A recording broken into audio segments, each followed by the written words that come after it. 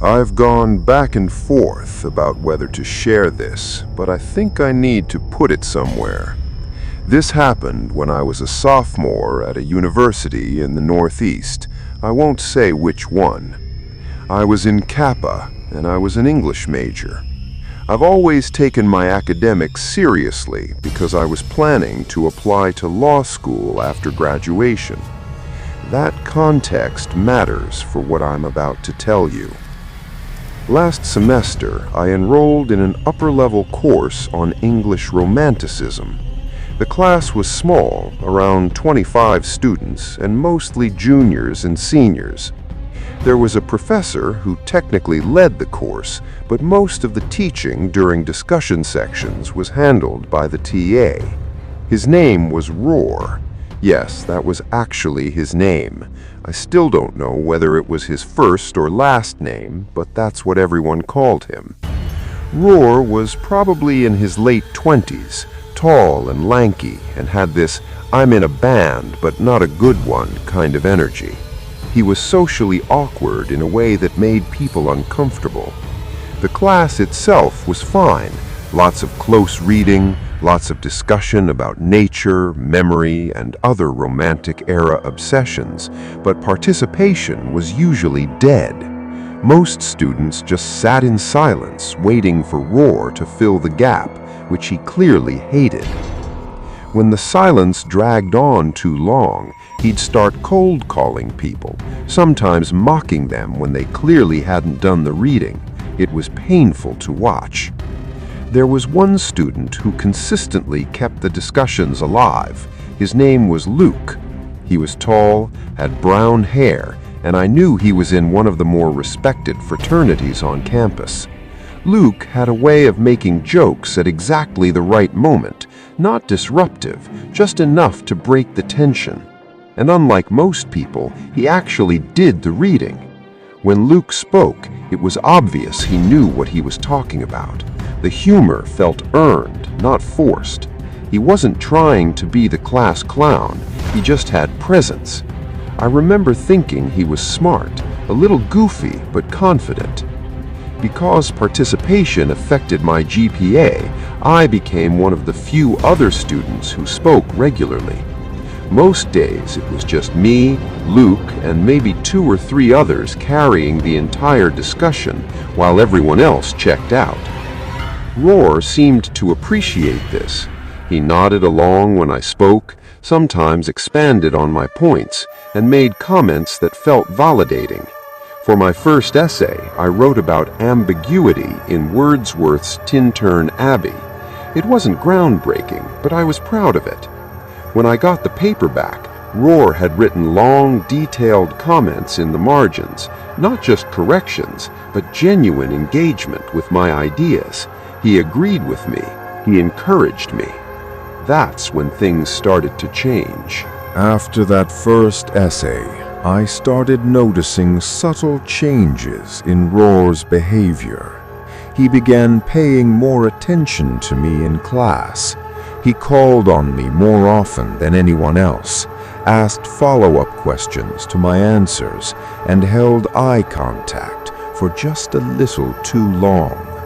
At first, I convinced myself I was imagining it. TAs favor certain students all the time. It didn't have to mean anything. But then, the questions became less academic. He'd ask how I was handling the workload, whether I was stressed outside of class, and once, after discussion ended, he casually asked if I lived on or off campus. None of it crossed a clear line, but the pattern made me uneasy. Around the same time, I started seeing Luke everywhere outside of class. Our sorority and his fraternity had a lot of overlap. Joint mixers, themed parties, date nights. Greek life wasn't really my thing, but we were both in what people would consider top houses on campus, so our paths crossed constantly. Luke was always there. Naturally, we started talking more, then texting, then hanging out. After a few weeks, he asked me out to dinner, and I said yes. We went on 3 dates before things progressed. He was sweet, attentive, and easy to be around. Nothing about it felt intense or dramatic. It was comfortable. We started sleeping together, and everything felt normal. I wasn't deeply in love or anything, but I liked him. It felt safe. One afternoon after class, I was walking to my car when I saw Luke standing behind the lecture hall with Roar. They were smoking cigarettes together, talking like they knew each other. The sight stopped me in my tracks. I didn't even know Luke smoked. Later that night, I asked him about it. He laughed and said he was just trying to get on Roar's good side so he wouldn't have to work as hard toward the end of the semester. I told him that was kind of pathetic. He laughed again and said he'd take pathetic over a bad grade any day. A few weeks later, I was lying in Luke's bed while he slept. His phone was on the nightstand beside him, playing a YouTube video. I know I shouldn't have looked, but curiosity got the better of me.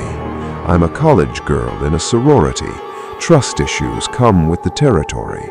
I picked up his phone. What I found made my stomach drop. There was a folder filled with photos of me, dozens of them. Some were harmless, me studying, walking to class, sitting with friends. But others were intimate, suggestive. Some of those were pictures I had sent him. Many of them were not. I didn't recognize when or how those photos had been taken. I wasn't angry. I was disturbed, violated. If he had asked me for most of them, I probably would have said yes, but he hadn't asked. I didn't wake him up that night.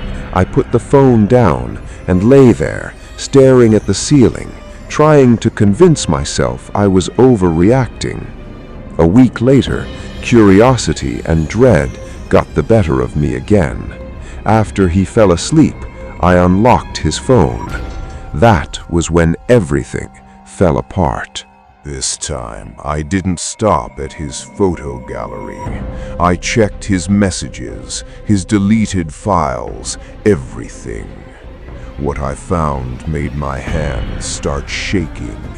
Luke had been sending those photos of me to an unsaved number, regularly, for weeks, almost from the very beginning of our relationship. I felt sick. I took screenshots of everything, every message, every image, every timestamp. Then I started crying. I couldn't stop myself. I woke him up, practically slapping him in the process, and demanded to know who the number belonged to. Half asleep and panicked, he told me a ridiculous story. He claimed it was a backup phone, that he liked having copies of things in case he lost his main device. I knew instantly he was lying. I grabbed my things and stormed out before he could say another word. The days that followed were the worst of my life. I won't go into detail, just know that police became involved very quickly. When they traced the number Luke had been sending the photos to, the truth finally came out. The number belonged to Roar, my TA. Luke confessed almost immediately once the pressure was on. He admitted that Roar had been paying him hundreds of dollars in exchange for photos of me. The arrangement had started early in the semester, possibly even before Luke and I were officially together. Luke was expelled from the university. Roar was fired. I was told there were legal consequences, possibly jail time, but whatever punishment they received didn't feel like enough. Nothing could undo what had already been done. That was over 1.5 years ago. I'm a senior now, close to graduating. I thought I had moved on. I thought it was behind me, but a few weeks ago, something happened. Late at night, I started noticing a silver sedan parked outside my sorority house. Not every night, but often enough that it caught my attention. I never saw anyone get in or out of the car. I don't know if it's connected. I don't even know how it would be. But I can't shake the feeling that I'm being watched again. If anything else happens, I'll update. My name is Mike, but everyone calls me Mikey. I'm 22 years old, and I live with my parents in Northern California. And no, it's not the California most people imagine. There are no beaches here. Where I live, it snows heavily. It's remote, surrounded by forest, and the closest neighbor is at least a 10-minute drive away.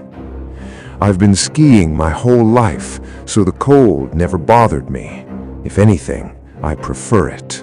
But that isn't the point. 2 weekends ago, my parents flew out of the country for a wedding in Portugal. I wasn't invited, but I didn't care. A weekend alone in the house sounded peaceful. Our house is simple. 3 bedrooms, 1 floor. My parents' room is at one end of the hallway, mine is at the other, and a guest room sits in between, mostly used for storage. The living room and kitchen are in the center, and the front door opens directly into the living room. That layout matters. The first night alone passed without incident. I went to bed around 2 a.m. and fell asleep quickly. The second night is when everything went wrong. I went to bed around the same time, maybe a little earlier. I remember feeling unusually tired and falling asleep almost immediately. At some point in the night, I woke up suddenly. That alone was strange. I almost never wake up in the middle of the night. My phone was on airplane mode, so it hadn't buzzed or lit up. Something else had woken me. The room was pitch black. As my eyes adjusted, I noticed something that made my chest tighten. My closet door was wide open. I always close that door. Always.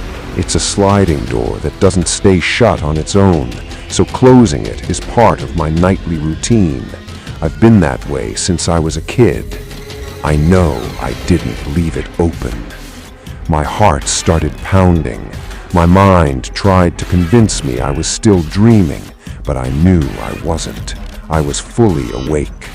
Something felt wrong. Without thinking, I reached for my phone on the nightstand and turned on the flashlight. And that's when I screamed. The moment the light came on, I saw them. 2 figures were standing at the edge of my bed. For half a second, my brain refused to process what I was seeing.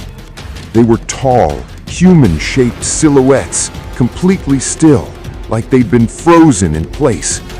Then, as if they knew exactly what I was about to do, they moved. The second the flashlight beam hit them fully, they scattered in opposite directions. They moved fast, unnaturally fast. I swung my phone wildly, trying to keep the light on them, but it was useless. I heard something hit the floor with a metallic clatter, but I didn't stop to look. Panic took over completely. I started screaming, full, raw screams, just noise spilling out of me with no words attached. Both figures bolted toward my bedroom door. I heard their footsteps pounding down the hallway. Before I could think, I jumped out of bed and chased after them. By the time I reached the hallway, I heard the front door slam shut. I ran into the living room just in time to see the door swinging slightly from the force of it closing. They were gone. I stood there shaking, my heart racing so hard I thought I might pass out. My hands felt numb and my mouth was dry. It took me several long seconds to even remember how to breathe. As soon as I could move, I ran back to my bedroom, slammed the door shut, and locked it. Then I called 911. While waiting for the police, I stayed huddled in my room, clutching my phone like it was the only thing keeping me alive. Eventually, I turned the light back on. That's when I saw what had made the noise. Lying on the floor beside my bed was one of my mom's kitchen knives. I felt my stomach twist violently. I almost threw up. Those people had been standing over me while I slept, with a knife. If I hadn't woken up when I did, I don't think I would have woken up at all. The police arrived about 20 minutes later. By then, I was sitting on my bed with my bedroom door locked, every light in the house turned on. I let them in and tried to explain everything at once, how I woke up, what I saw, how the figures ran, the knife on the floor. They searched the entire house, every room, every closet. They checked outside too, circling the property with flashlights. They found nothing. No signs of forced entry, no broken locks, no open windows. After taking my statement, one of the officers told me the most logical explanation was that I had forgotten to lock the front door. He said it gently, like he didn't want to upset me, but the implication was clear. I told him I remembered locking it. He shrugged and said memory can be unreliable, especially when you're tired. The only door that could have been unlocked was the front door. Every other door and window was secure. I watched the patrol car disappear down the long, empty road, but I knew one thing for certain. I locked that door. My parents came home the next day and scolded me for being careless. I didn't argue. There was no point. How do you convince someone that strangers stood over you with a knife while you slept? It's been 2 weeks. I still don't have an explanation. Forget whether the door was locked or not. Why would burglars stand in my bedroom with a knife? If they wanted to rob the place, they could have done it without ever waking me. Sometimes, late at night, I lie awake staring at my closet door, making sure it's closed. And every now and then, I swear I hear footsteps in the hallway. My name is Natasha. This started happening about 3 months ago, right after I broke up with my ex, 𝗞𝗘𝗬𝗪𝗢𝗥𝗗. I'm 23 and had just moved into my first solo apartment after living with roommates since college. It was nothing special, a one-bedroom in a mid-sized complex in Columbus, Ohio. I work remotely, so I'm home a lot. That was part of why I wanted my own place, privacy. I was tired of trying to take calls while my roommates were loud in the kitchen or otherwise distracted me. The apartment was on the 2nd floor, facing the back of the complex. My view was mostly the parking lot and some trees. Not scenic, but I didn't care. For the first time in my adult life, I had my own space, my own schedule, and real privacy. At first, everything was normal. I rarely interacted with anyone in the building. There was an older woman on the 1st floor who always seemed to be checking her mail whenever I walked by, and a couple across the hall who argued occasionally. That was it. Then I started noticing him. The first time was about 3 weeks after moving in. I was coming back from the gym around 8 p.m., walking up the stairs to my floor when I passed a man coming down. He was nondescript, white, probably in his late 30s or 40s, average build, wearing a gray hoodie. Nothing remarkable. We did the awkward move to the same side dance, and he squeezed past me without a word. I didn't think much of it. The second time was a few days later. I was at my car in the parking lot and noticed him standing near the dumpsters. He wasn't doing anything, just standing there. When he saw me look, he turned and walked around the side of the building. Again, no big deal. The third time, however, was different. I was at my desk, which faces the window overlooking the parking lot. I glanced outside during a work call and saw a navy blue car parked there that I didn't recognize. Someone was sitting in the driver's seat, looking in the direction of my apartment. I couldn't tell for sure if they were looking at me, but it felt deliberate. I watched for a few seconds, then went back to my call. 10 minutes later, the car was gone. Something about it didn't sit right. After that first sighting, I started noticing him more often. Not every day, but enough that it felt like a pattern. Sometimes he'd walk past the building. Other times, he'd be sitting in the same navy blue car in the parking lot. He never approached me, never spoke. He just existed in my line of sight. I tried to rationalize it. Maybe he lived in the complex, had similar hours, saw me often. But the way he positioned himself always seemed intentional, as if he were making sure he could see my apartment. I told myself I was being paranoid. Then, something happened that I couldn't explain. I have a pretty strict routine. I go to the same gym at the same times most days, and I usually stop at a Chipotle near my route twice a week. One evening, I was sitting alone at Chipotle, scrolling through my phone, when I looked up, and there he was. The same gray hoodie, the same man, sitting at a table across the restaurant, eating, glancing up at me. The gym I go to is in a completely different direction. The Chipotle isn't near anything else I usually visit.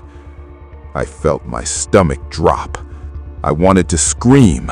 My hands shook. He wasn't staring blatantly.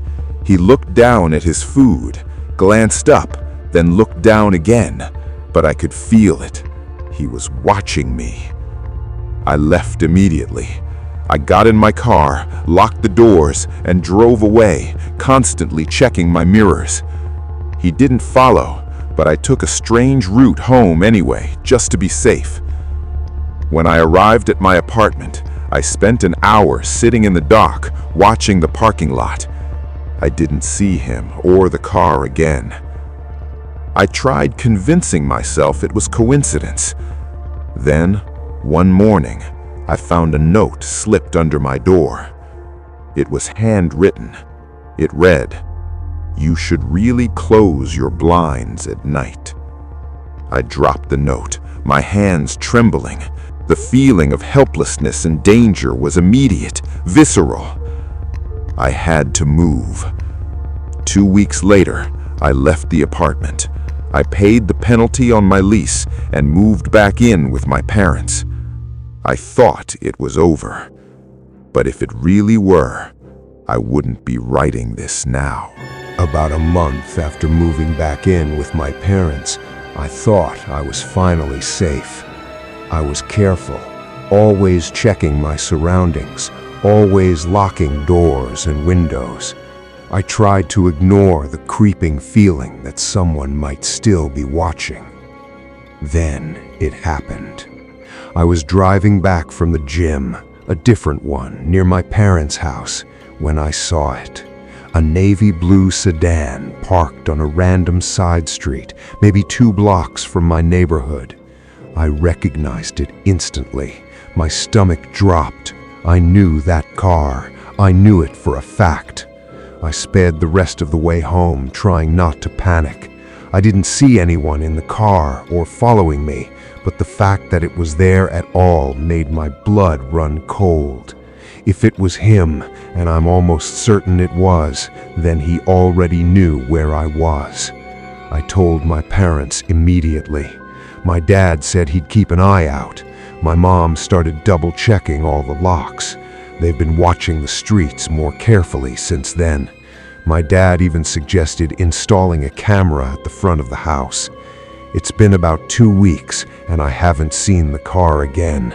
Part of me wants to believe it was a coincidence, that I'm imagining things, but I know what I saw. I don't know how he found me, or if I even have a dedicated stalker following my every move, and I honestly don't want to think about it. Every time I leave the house, a part of me is scared. I'm living with constant unease, and that's the last I can say for now.